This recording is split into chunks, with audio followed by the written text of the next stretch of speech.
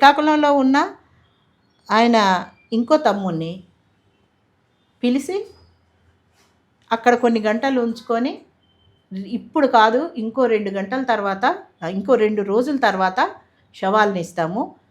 ఆయన చాలా పెద్ద లీడర్ కాబట్టి ఫార్మాలిటీస్ అన్నీ మేము పూర్తి చేసుకొని ఇవ్వాల్సి ఉంటుంది అని చెప్పారు. ఈ విషయం ఛత్తీస్గఢ్ నుండి వస్తున్న వాళ్ళకి ఒక్క 4 గంటల తర్వాత వాళ్ళు ఛత్తీస్గఢ్ బార్డర్ దాటి ఒరిస్సాలో ఉండి, ఒరిస్సాలో కాస్త ఆగి స్థిమితంగా ఇంత టీయో టిఫినో చేసి కూర్చొని ఒక 2-3 గంటలు వెయిట్ చేస్తే ఎప్పుడో మధ్యాహ్నానికి శ్రీకాకుళం ఎస్పీ చెప్పారు వాళ్ళ రెండో తమ్ముడికి. చిన్న తమ్ముడేమో శవం దగ్గరికి వెళ్ళి వస్తున్నారు. వాళ్ళు బయలుదేరి ఒక 8 గంటలు ప్రయాణం చేశారు. అక్కడ ఇంకో 5 గంటలు ఉన్నారు. ఈ 8 గంటల్లో 5 గంటల్లో వాళ్ళ అన్న చనిపోయిన దగ్గరికి పోతున్నప్పుడు, ఆ శవాన్ని తీసుకొస్తున్నప్పుడు ఎట్లా ఉంటుందనే ఫీలింగ్ ఒక మనిషికి ఉంటుంది కదా.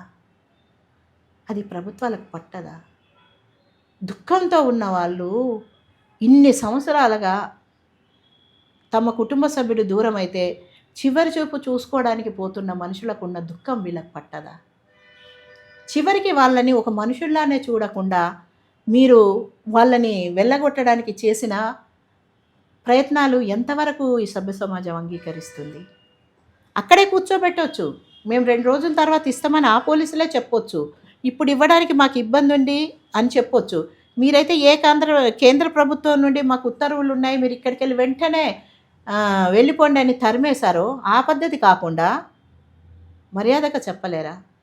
మాకు కేంద్రం నుండి ఈ ఉత్తర్వులు ఉన్నాయండి, 2 రోజులకు పడుతుంది, కారణాలు ఏమైనా మాకు పైనుండి ఆ ఆదేశాలు ఉన్నాయి, ఈ 2 రోజులు మీరు ఎక్కడ ఉంటారో మీరు నిర్ణయించుకోండి, లేదా మీరు వెళ్ళి మళ్ళీ రండి.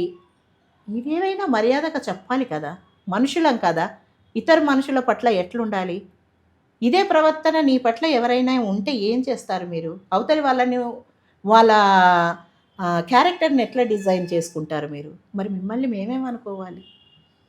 ఇది ఇంత దుర్మార్గంగా ఉన్నారు. నిజంగా ఆయన శవం ఒక 2 రోజుల ముందు వస్తే ఏమవుతుంది? అసలు మనిషికి అంటే సీనియర్ లీడర్ అయితే 2 రోజులు, జూనియర్ అయితే గంటలో మీరు పోస్ట్ మార్టం చేస్తారా? 10 ఏళ్ళ మొలగులో చనిపోయిన తనుకి 10 రోజుల తర్వాత 10 రోజుల తర్వాత శవాన్ని ఇచ్చారు. ఏమి పెద్ద లీడర్కి 2 రోజులు పట్టింది, మరి చిన్న లీడర్ అయినా అతన్ని మామూలు సభ్యుడు అయినా కూడా అతనికి 10 రోజులు పట్టింది కదా. ఈ ప్రశ్న అడగాలి.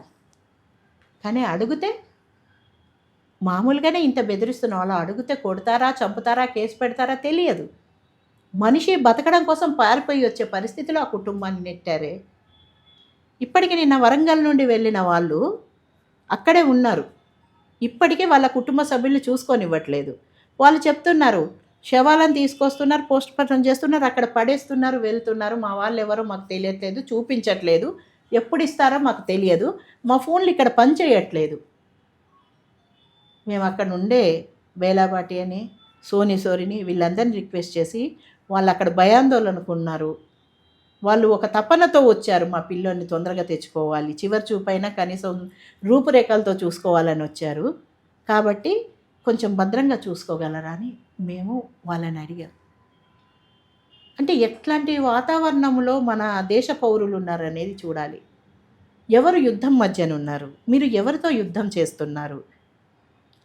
శాంతి భద్రతలను కాపాడాల్సిన పోలీస్ డిపార్ట్మెంటు, అది చూసుకోవాల్సిన ప్రభుత్వం ఈరోజు ఒక పౌరుడు అక్కడికి పోతే అభద్రతతో బతికే పరిస్థితి ఎందుకు వచ్చింది? ప్రశ్నిస్తే సమాధానం చెప్పలేని ప్రభుత్వాలు ప్రజాస్వామిక ప్రభుత్వాలా? పౌరుల హక్కులకు విలువలేని చోట మిమ్మల్ని ఎలా గౌరవించాలి మేము? తుపాకులతో రాజ్యం చేస్తున్నారే, తప్పు కాదా?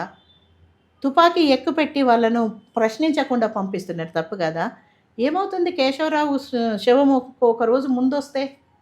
ఆ కుటుంబ సభ్యులు ఆ మనిషి ఆకారం పాడవ్వకుండా, రూపురేఖలు పోకుండా కాస్త చూసుకొని ఏడ్చారనుకో, మీకేమవుతుంది?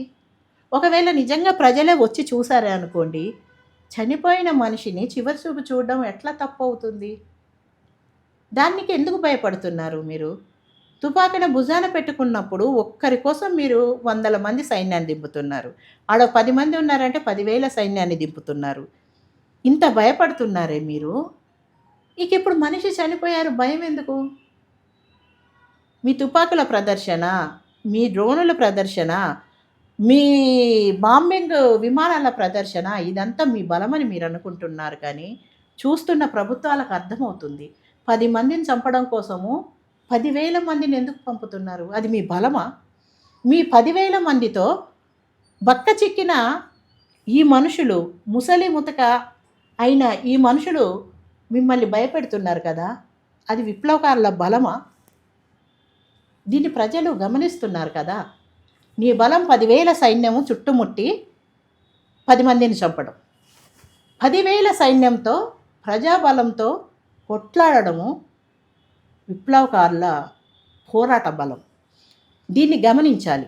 మేము గమనిస్తున్నాం. మా రక్త సంబంధికుల ప్రాణతర్పణలు, ఈ రక్త తర్పణలు ఎందుకు అనేది గమనిస్తున్నాం గనక అందరూ 10,000 మంది 10,000 మందిని పంపిస్తున్నారు, అందరూ చచ్చిపోతారు అని అన్న చోట మేము ఆందోళన చెందుతున్నాము. కానీ వీళ్ళకి ఇంత బలం ఎక్కడిది? ఇంత ప్రజాబలం ఉంటే కదా 10,000 మంది మధ్య కర్రెగుట్టలలో నెల 15 రోజులుగా ఆపరేషన్ కగారు జరుగుతుంటే నువ్వు పట్టుమని ఒక 50 మందిని చంపితే దాంట్లో 10 మందే విప్లవకారులు ఉంటున్నారు. మిగతా వాళ్ళంతా జనం. నీ 10,000 సైన్యము 10 మంది కోసమా ఇన్ని వేల ప్రజల్ని చంపుతుంది? ఇట్లా ప్రజల్ని చంపే హక్కు నీకుందా? కనీసం వాళ్ళు ప్రజల్ని మేము చంపుతున్నాము అని ప్రకటించే ధైర్యమైన నీకుందా? చివరికి గ్రామస్తులని కూడా విప్లవకారులని చెప్తున్నావు.